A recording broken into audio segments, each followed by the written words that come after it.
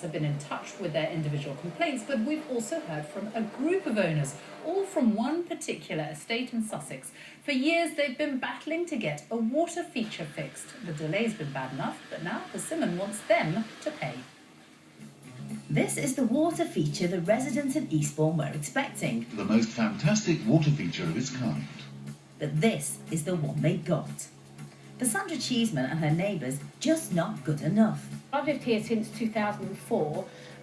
This water feature, well, as you can see, it has actually no water in it. This is actually rainwater, and it is an absolute eyesore. It looks like this for most of the year when it is actually up and running. It only lasts for about a month, and then the lights blow, the fountains stop working, and to actually change the lights you have to drain the water down, so it's inherent problems. It just goes on and goes on and goes on, and the residents all have to look at this. When the homes were built in 2002 by a company called Area Homes, the residents agreed to sign up to a yearly service charge for the fountain. But due to some obvious maintenance issues, they were never asked to pay. In 2006, Persimmon took over the development. 6 years on, they say it's time for the residents to start shelling out.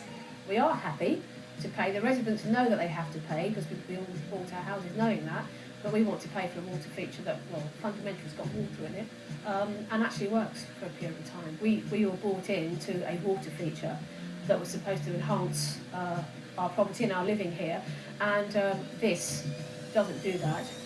Persimmon have given all 369 homeowners a deadline to sign a new agreement and take over responsibility for the feature. But with so many problems, they've been unable to say exactly how much it will cost to fix the fountain and keep it running. We think it's grossly unfair, the situation that they're putting us into. We would have expected from a developer of that size to have a moral obligation to hand something over to the residents that was functioning, looked nice, that worked, and to ask us to take responsibility for and to pay for this as it is now is just shocking. Well, Persimmon say that apart from occasional drainage, their records show the water feature had been in continuous use until the end of last year. A leak meant it then had to be drained for investigation and repair work. It wasn't refilled because of a local water ban and the need for further maintenance. Persimmon say they've agreed to deposit funds for the recoating. They say they provided residents with certified accounts for the periods of March 2011 to April 2012.